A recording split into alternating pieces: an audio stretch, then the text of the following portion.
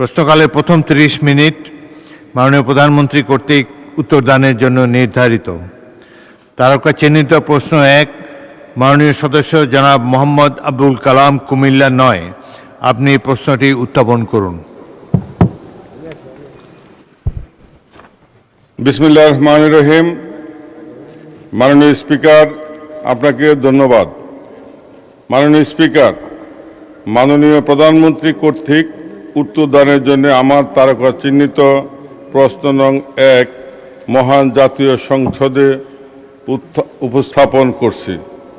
মাননীয় প্রধানমন্ত্রী, অনুগ্রহ করিয়া বলিবেন কি, ইহা সত্য কিনা যে সম্প্রতি সময়ে আপনি জেলা প্রশাসক সম্মেলনে দুর্নীতি ও প্রশাসনিক সচ্ছলতার ব্যাপারে কড়া সতর্ক বার্তা সহ জনস্বার্থে অনেকগুলি নির্দেশনা প্রদান করিয়াছেন এবং ক প্রশ্নের উত্তর হাঁ সূচক হলে জনস্বার্থে আপনার উক্ত নির্দেশনাসমূহ কি কি? মাননীয় স্পিকার, আপনাকে ধন্যবাদ। মাননীয় প্রধানমন্ত্রী। বিসমিল্লাহির রহমানির রহিম। মাননীয় স্পিকার, আপনাকে ধন্যবাদ। মাননীয় সংসদ সদস্য জনাব আবুল কালাম, আপনার প্রশ্নের জন্য আপনাকেও ধন্যবাদ। মাননীয় স্পিকার, বিষয়টি সঠিক।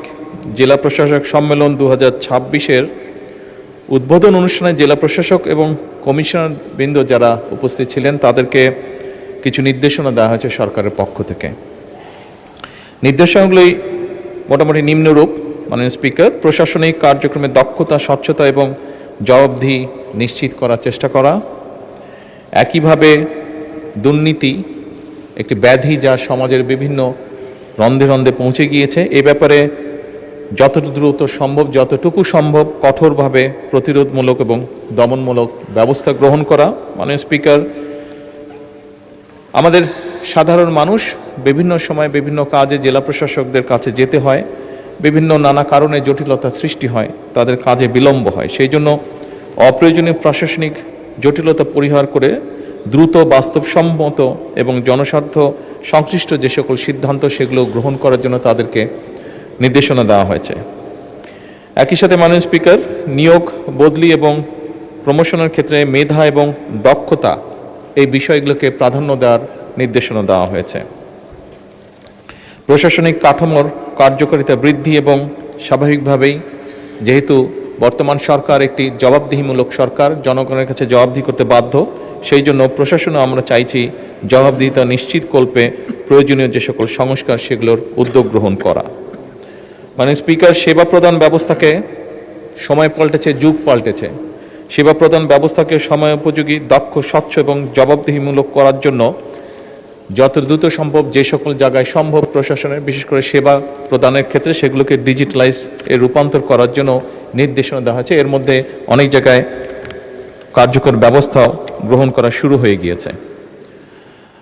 মাননীয় স্পিকার, আইন শৃঙ্খলা বা আইনের লঙ্ঘনের যে সকল ঘটনা ঘটে সেগুলোর ব্যাপারে তাৎক্ষণিকভাবে আইন শৃঙ্খলা পরিস্থিতিকে নিয়ন্ত্রণে এনে যাতে আইন শৃঙ্খলা পরিস্থিতি বজায় থাকে, জনগণ যাতে নিরাপদ বোধ করতে পারে তার জন্য কঠোরভাবে ব্যবস্থা গ্রহণের নির্দেশনা দেওয়া হয়েছে। সরকারি সেবা, একটু আগে যেটি আমি উল্লেখ করেছি, এইগুলোর ক্ষেত্রে বিভিন্ন সময় প্রশাসনিক দফতরগুলোতে সাধারণ মানুষ বিভিন্নভাবে অনেক সময় হয়রানির শিকার হয়।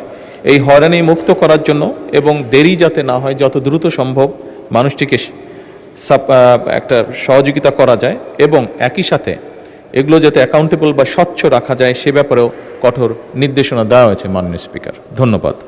ইউএফটি ফার্স্টের সাথে ট্রেড করুন যে কোনো জায়গা থেকে। ক্যাম্পাসে ক্লাসের ফাঁকে, ঢাকার জ্যামে বসে কিংবা ঘরে বসে, ট্রেডিং এখন হাতের মুঠোয়। তাই ট্রেড করুন যখন খুশি, যেখানে খুশি।